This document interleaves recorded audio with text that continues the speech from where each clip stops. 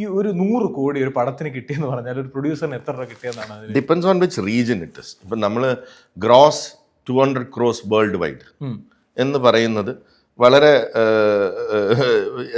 ആ സ്റ്റേറ്റ്മെൻറ്റിൽ തന്നെ അതായത് ജസ്റ്റ് ഒരു വേഗായിട്ടുള്ളൊരു സ്റ്റേറ്റ്മെൻ്റ് ആണ്. കാരണം നമ്മൾ കേരള സ്ട്രക്ചർ ഇപ്പോൾ box office Kerala structure week 1, week 2, week 3, week 4 different ആണ്. സെയിം വേ റെസ്റ്റ് ഓഫ് ഇന്ത്യയിൽ വരുമ്പോൾ week 1, week 4 അത് ഡിഫറെൻ്റ് ആണ്. ഇപ്പോൾ ഒരു അന്യഭാഷാ ചിത്രം കേരളത്തിൽ വരുമ്പോൾ അതിൻ്റെ പെർസെൻറ്റേജ് ഡിഫറെൻ്റ് ആണ്. അതേപോലെ തന്നെ വേൾഡ് വൈഡ് നമ്മൾ പോകുമ്പോൾ ആ റീജിയനുകളിൽ അത് ഡിഫറെൻ്റ് ആണ്. അപ്പം നമ്മളിപ്പോൾ ഡോളർ കണക്കിൽ നോക്കുകയാണെങ്കിൽ അല്ലെങ്കിൽ പൗണ്ട് കണക്കിൽ നോക്കുകയാണെങ്കിൽ 20 പൗണ്ടിന് ഒരു ടിക്കറ്റ് അവിടെ എടുത്താൽ 2000 രൂപയാണ് ആ ടിക്കറ്റ് അല്ലേ? അവിടെ എത്ര ശതമാനം നമ്മുടെ കേരളത്തിൽ ഇരിക്കുന്ന പ്രൊഡ്യൂസറിന് തിരിച്ചു വന്നു നോക്കണം. ഓവറോൾ ഗ്രോസ് നോക്കുമ്പോൾ ഈ 2000 രൂപ വെച്ച് ടിക്കറ്റ് കൗണ്ട് ചെയ്യുമ്പോൾ 200 crores ഒന്ന് ഈസി ആയിട്ട് അച്ചീവ് ചെയ്യാൻ പറ്റും.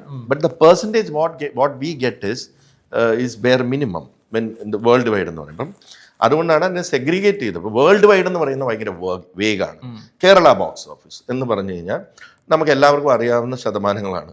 First week stand alone theatre 60-40 plus applicable taxes. Okay, അതായത് ഒരു 100 കോടി രൂപ നമുക്ക് അച്ചീവ് ചെയ്തു, കേരളത്തിൽ അച്ചീവ് ചെയ്തു എന്ന് പറഞ്ഞു കഴിഞ്ഞാൽ നമുക്ക് അതായത് അത് സൂപ്പർ ഹിറ്റായി എന്നുള്ളതാണ്. അതായത് ആദ്യത്തെ ആഴ്ച തന്നെ ഒരു മേജർ ചങ്ക് ഓഫ് കളക്ഷൻ വന്നു. അപ്പോൾ ആ 60% നമ്മൾ അല്ലെങ്കിൽ മൾട്ടിപ്ലക്സിൽ എന്നത് 55%. ആ 55% തന്നെ ഒരു മേജർ ചങ്ക് നമുക്ക് വന്നു എന്നുള്ളതാണ്. സെക്കൻഡ് വീക്കിൽ അത് 55-45 ആവുന്നു, മറ്റുള്ളിടത്ത് 50-50 ആവുന്നു. തേർഡ് വീക്ക് അത് 50-50 ആവുന്നു, മറ്റുള്ളിടത്ത് 45 whatever. പിന്നെ ഫോർത്ത്. അപ്പോൾ അങ്ങനെ വരുമ്പോൾ ഒരു ആവറേജ് 47.5% നമുക്കത് വിത്ത് പ്രൊഡ്യൂസർ ഷെയർ എന്നുള്ളത് കാൽക്കുലേറ്റ് ചെയ്യാം. അതായത് 100 കോടി രൂപ വന്നു കഴിഞ്ഞാൽ കേരളത്തിൽ നിന്ന് വന്നാൽ ഒരു 45 കോടി രൂപ വരെ നമുക്ക് നെറ്റ് ഷെയർ പ്രൊഡ്യൂസർക്ക് വന്നു. പകുതിയോളം അല്ല, പിന്നെ ഡിസ്ട്രിബ്യൂട്ടർ ഷെയർ ഉണ്ട്, ടാക്സ് ഉണ്ട്. ഒരു 40 പകുതിയിൽ താഴെയാണ് നമ്മുടെ പ്രൊഡ്യൂസർ ഷെയർ എന്ന് പറഞ്ഞൊരു ആഫ്റ്റർ ടാക്സ് എന്നൊക്കെ പറഞ്ഞാൽ ഒരു 40% നോക്കിയാൽ മതി. എന്നാൽ ഇന്റർനാഷണലി വരുമ്പോൾ അതിൽ 20% ആണ്. ബിക്കോസ് കൂടുതലും ഇന്റർനാഷണലി നമ്മൾ ഒരു നെറ്റ് റേറ്റിന് അത് കൊടുക്കുകയാണ്, അല്ലെങ്കിൽ ഒരു MG കൊടുക്കുകയാണ്. കൊടുത്തു കഴിഞ്ഞ് MG മേലെ ഉള്ളതിന് ഒരു ഷെയർ ഉണ്ടാവും, ഡിപ്പെൻസ് ഓൺ. അപ്പം പക്ഷെ അതൊന്നും സാധാരണ വരാറില്ല. അത് എല്ലാവർക്കും അറിയാവുന്ന കാര്യം തന്നെയാണ്. കിട്ടിയാൽ കിട്ടി. അപ്പം നമ്മളൊരു MG അതങ്ങ് കൊടുക്കുകയാണ്. അതുകൊണ്ട് പ്രൊഡ്യൂസർക്ക് കിട്ടാനുള്ളത് most of the time internationally എല്ലാ റീജിയനിലും റിലീസ് ചെയ്യുന്ന പടങ്ങളെന്ന് പറഞ്ഞാൽ അതൊരു A ക്ലാസ് അല്ലെങ്കിൽ A+ ക്ലാസ് പടമായിരിക്കും. എല്ലാ പടങ്ങളൊന്നും അവിടെ എല്ലാ റീജിയനിലും ഒന്നും റിലീസ് ആവും, മാക്സിമം മിഡിൽ ഈസ്റ്റ് റിലീസ് ആവും.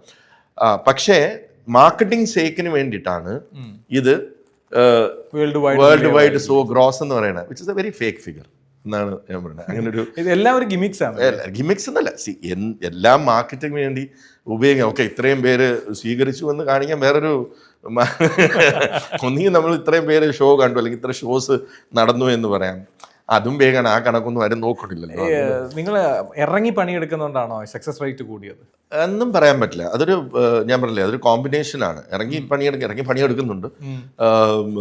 പക്ഷേ അതിൻ്റെ may be probably the selection of scripts or the cost at which it's made. ഞാൻ കൂടുതലും തുടങ്ങിയത് സ്ലോ സ്റ്റാർട്ട് കണ്ടന്റ് ഫിലിംസിലൂടെയാണ് അല്ലേ. ഇപ്പം മങ്കിപ്പൻ, അടികപ്പ്യാരെ, കൂട്ടമണി, അങ്ങനെ അന്ന് ആട് ഒരു ചെറിയ പടമാണ്. അങ്ങനെ ചെറിയ പടങ്ങളിലൂടെ വന്ന് പിന്നെ എലിവേറ്റ് ചെയ്ത് ഇന്ന് ആട് എത്തി നിൽക്കുമ്പോൾ ഒരു വലിയ ബിഗ് ബഡ്ജറ്റ് സിനിമയിലേക്ക് എത്തി നിൽക്കുന്നു. അപ്പം സ്മോൾ ഇസ് ബ്യൂട്ടിഫുൾ എന്നുള്ളതായിരുന്നു എൻ്റെ ഒരു കോൺസെപ്റ്റ്. അപ്പം അതിൻ്റെ വേണ്ട പ്രൈസിൽ നല്ല കണ്ടന്റ് ഉണ്ടാക്കി ആർട്ടിസ്റ്റ് വാല്യൂ ഉണ്ടോ എന്ന് വെച്ചാൽ ഇപ്പോൾ അങ്കമാലി ഡയറീസിനെ പറ്റി പറയുകയാണെങ്കിൽ എന്ത് ആർട്ടിസ്റ്റ് വാല്യൂ ആണുള്ളത്. അപ്പം അങ്ങനെയുള്ള പ്രോജക്ട്സ് സേഫ് ബെറ്റ്. അങ്ങനെ ആർട്ടിസ്റ്റ് വാല്യൂ ഇല്ലാത്ത സിനിമകൾ ചെയ്യുമ്പോൾ റിസ്ക് ഉണ്ട്. യു ക്യാൻ ഗെറ്റ് ടോട്ടൽ ലോസും ആവാം, ഒരു രീതിയിലും ശ്രദ്ധിക്കപ്പെടാതെ പോവാം.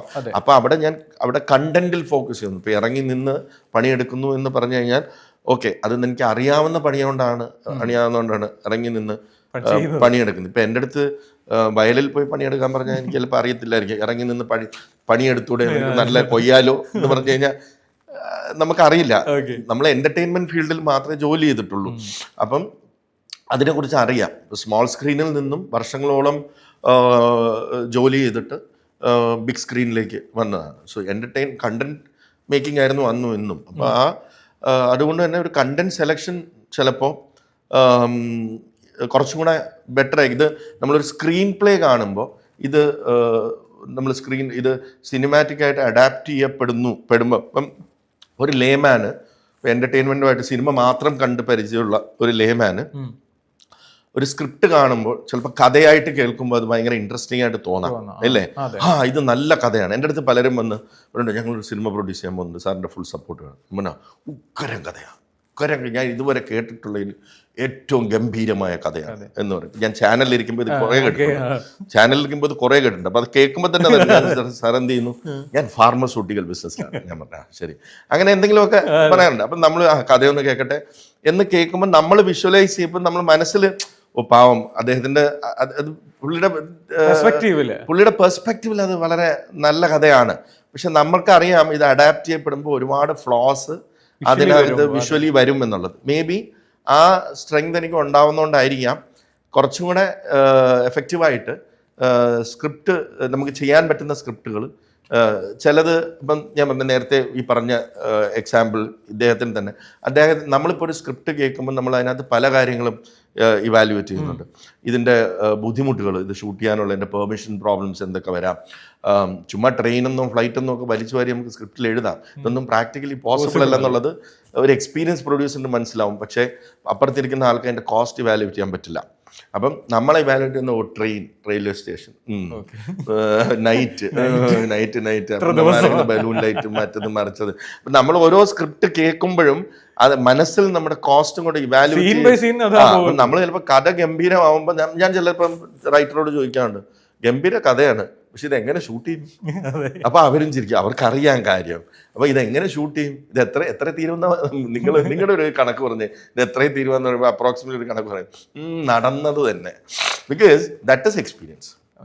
അപ്പൊ നമ്മൾ അങ്ങനെ വിട്ടുകളയുന്ന സ്ക്രിപ്റ്റുകളുണ്ട്. ഇത് നല്ല സൂപ്പർ കഥയായിരിക്കും, പക്ഷെ ഇത് പ്രാക്ടിക്കലി പോസിബിൾ അല്ല എന്ന് പറഞ്ഞ് വിട്ടുകളയുന്ന സിനിമകളുണ്ട്. അത് പലരും എടുക്കാൻ ശ്രമിച്ച് പകുതി വഴിയിൽ നിന്ന് പോയ കഥകളുമുണ്ട്.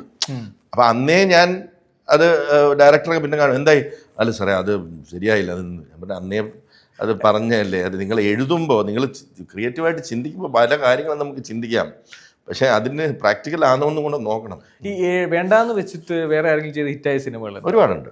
വേണ്ടാന്ന് വെച്ചെന്ന് അങ്ങനെയല്ല, ഞാൻ ഇപ്പം പല കാരണങ്ങൾ കൊണ്ട് നടക്കാതെ പോയത് എന്ന് പറയുന്ന സിനിമകളുണ്ട്. ഇപ്പം ഓം ശാന്തി ഓശാന എന്ന് പറയുന്ന സിനിമ, മിഥുന് അറിയാവുന്ന കഥകളാണ്.